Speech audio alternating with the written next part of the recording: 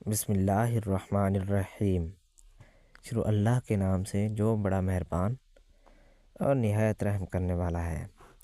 السلام علیکم محترم ناظرین، شاہ شمس تبریز رحمۃ اللہ علیہ کی بغداد سے ہجرت کرنے کے پیچھے بہت ہی درد بھرا واقعہ ہے، جس کا مختصر سا تذکرہ کرتے ہیں کہ بغداد کے علماء شاہ شمس تبریز رحمۃ اللہ علیہ کے بہت خلاف تھے، اور تمام اراکین سلطنت بھی علماء کے اہم نواں تھے۔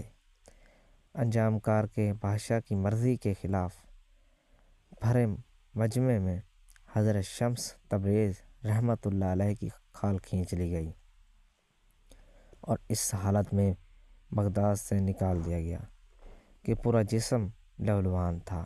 ولی عہد سلطنت شہزادہ محمد کو حضرت شمس تبریز رحمۃ اللہ علیہ سے بہت عقیدت تھی۔ جب آپ شہر بدر ہوئے تو شہزادہ محمد بھی آپ کے ہمراہ تھا۔ رخصت ہوتے وقت اس نے اپنے امراء سلطنت کو بھی مخاطب کرتے ہوئے کہا تھا، جس ملک میں حضرت شمس تبریز رحمۃ اللہ علیہ جیسے صاحب کمال کے ساتھ یہ سلوک کیا جائے وہ ایک لعنت قدح ہے، اور میں اس لعنت قدح میں سانس لینا بھی گناہ سمجھتا ہوں۔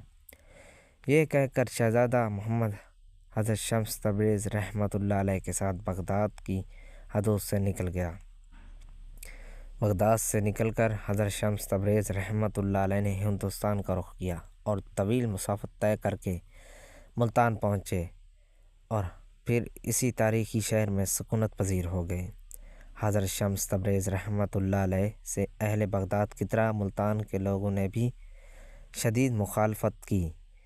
ایک بار یوں ہوا کہ حضرت شمس تبریز رحمۃ اللہ علیہ کو گوشت بھوننے کے لیے آگ کی ضرورت پیش آئی۔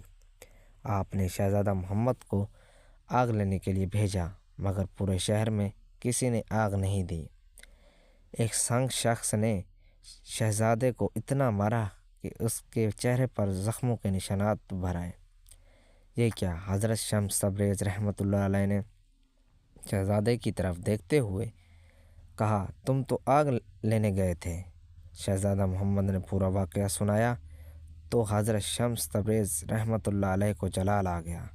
آپ نہایت غصے کی حالت میں اپنی خانقاہ سے نکلے، گوشت کا ٹکڑا ہاتھ میں تھا۔ پھر حضرت شمس تبریز رحمۃ اللہ علیہ نے آسمان پر نظر کی اور سورج کو مخاطب کرتے ہوئے فرمایا، تو بھی شمس میں بھی شمس، میرے اس گوشت کے ٹکڑے کو بھون دے۔ اتنا کہنا تھا کہ یکا یک گرمی کی شدت میں اضافہ ہو گیا۔ پھر یہ گرمی اتنی بڑھی کہ اہل ملتان چیخ اٹھے۔ در و دیوار جل رہے تھے اور پورا شہر آگ کی بھٹی بن کر رہ گیا تھا۔ کچھ باہنر لوگوں نے یہ صورتحال دیکھی تو حضرت شمس رحمۃ اللہ علیہ کی خدمت میں حاضر ہوئے اور عرض کرنے لگے، کیا چند نادانوں کے جرم کی سزا پورے شہر کو دے ڈالیں گے؟ یہ نادان نہیں، سفاک ہیں۔ حضرت شمس تبریز رحمۃ اللہ علیہ نے غضبناک لہجے میں فرمایا، آگ جیسی بے قیمت چیز نہیں دے سکے اور میرے محبوب کے چہرے کو زخموں سے سجا دیا۔ آخر کیا جرم تھا اس کو جانتے ہو یہ کون ہے؟ بغداد کا شہزادہ ہے، میری خاطر دروازے دروازے بھیک مانگنے گیا، میں اس کے زخموں کو کیسے بھول سکتا ہوں؟ جب تک سارے شہر کے جسم آگ سے نہیں بھر جائیں گے میں معاف نہیں کروں گا۔ یہ آپ کے مقام سے واقف نہیں ہے، خدا کے لیے انہیں معاف کر دیجیے۔ ملتان کے دانا حضرات نے اپنے ہم وطنوں کی سفارش کرتے ہوئے کہا، اور بات آپ جیسے بزرگ کی شان نہیں۔ خیر، جب خدا کو درمیان میں لے آئے ہو تو معاف کیے دیتا ہوں۔ حضرت شمس تبریز رحمۃ اللہ علیہ نے مقامی لوگوں کی جماعت سے فرمایا اور پھر سورج سے مخاطب ہوئے، اپنی حرارت کو کم کر دے، پتہ نہیں یہ لوگ روز حشر کی گرمی کو کیسے برداشت کریں گے؟ آپ کا یہ فرمانا تھا کہ سورج کی حرارت اعتدال پر آ گئی۔